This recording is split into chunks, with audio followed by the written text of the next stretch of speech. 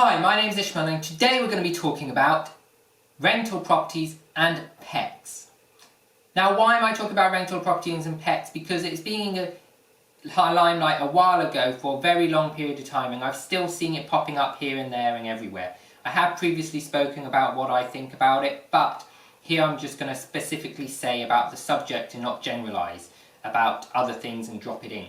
So, what do I think about rental properties and pets? Well, I think that if you are a landlord, as I am, I believe you should allow pets. Now, I am a bit weary about allowing pets because I know that there's a lot of pet owners with very good pets which will look after the property. So if you've got a pet you've had for a while, like my mother-in-law, she's got a pet which I'm looking after at the moment, he's a nice little dog, a big dog, then you would be saying that this dog, well, this dog is a very good dog, it doesn't go on furniture, not that I rent properties with furniture in, but it doesn't go on your furniture, most definitely doesn't use the house as a toilet, and it doesn't go and rub itself on stuff and damage stuff.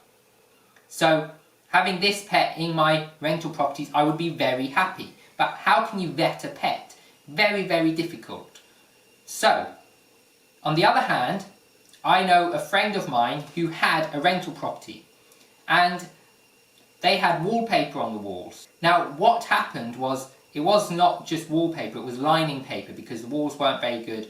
It had wallpaper on top, then it had lining paper underneath, because that's how the house was built. And rather than stripping off all the lining paper throughout the whole house, and then plastering the entire house, it was a nice finish. You didn't even know it had lining paper because it was so well fitted.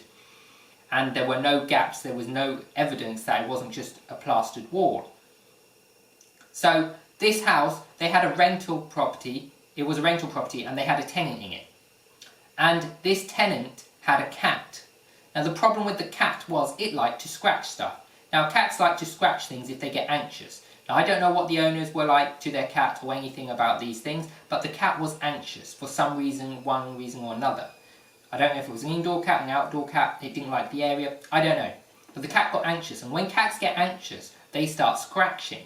So this cat decided on every single wall that had a corner which was sticking out, it would go round and it would scratch, and it would scratch, and it would scratch, and it would scratch, and it would scratch, and it scratched all the wallpaper and the lining paper right down to the plasterboard, because it was a plasterboard timber frame house, so the entire inside was plasterboard, right down to the plasterboard, scraped it all back.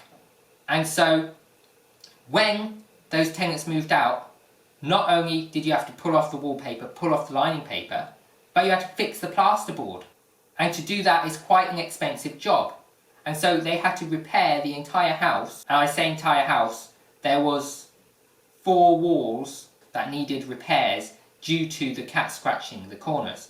Now, this type of tenant, or this type of pet, I wouldn't want in my house. But there's a lot of pets and cats that are very, very helpful, happy to be in a house and do not cause any damage to the house. They either have scratching posts which they actually use, or some other form of means, or they just don't get so stressed.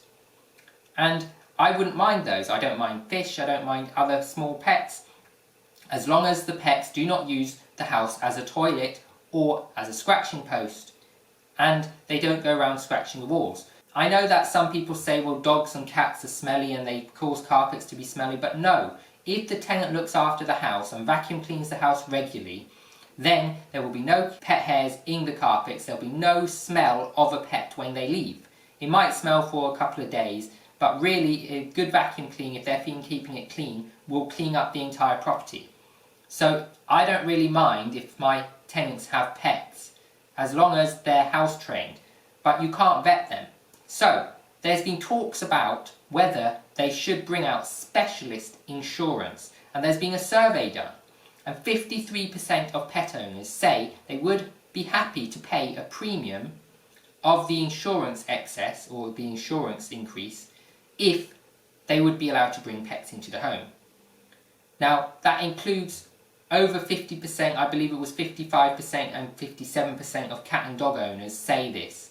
So over 50% of pet owners will be happy to pay slightly more so they can have their pet. Now, not pay more for rent, but pay for either personally pay for an insurance which covers the damages their pet might cause to the property, or reimburse you to pay for an insurance so you can pay the excess increase on your insurance to cover them. Now I think that is very, very reasonable of pet owners. Now there's very limited products on the market, but there are people looking into it and seeing if they can expand this market so that landlords like us can take on tenants with pets, because I quite like pets. I don't personally want to have a lot of pets, but I quite like pets. My partner loves pets and she has a lot of pets if she could. So we have guinea pigs, we have chickens, we have lots of wild animals in the garden too which come and visit. We also have adopted a cat which wasn't ours, but for the last couple of months it's now been living in our house. So we actually have pets. I didn't choose to have the cat, neither did she. It decided that it wanted to live in our garden over the winter and we couldn't leave it in the garden outside all night, because when we went out in the middle of the night it was there, and when we went out in the morning it was there. So we built a cat house and moved into the house. Anyway, I digress. Whether you should have pets in your rental properties, I think you should. I think you should just look for specialist insurance, because there are products out there. There aren't that many, but there's more and more coming to the market every day. So allow pets in your properties. Allow your rental market to expand. Allow the people who you advertise to expand. The more people you advertise to, the more people will come to your property. The more demand for your property, guess what? High demand means higher prices.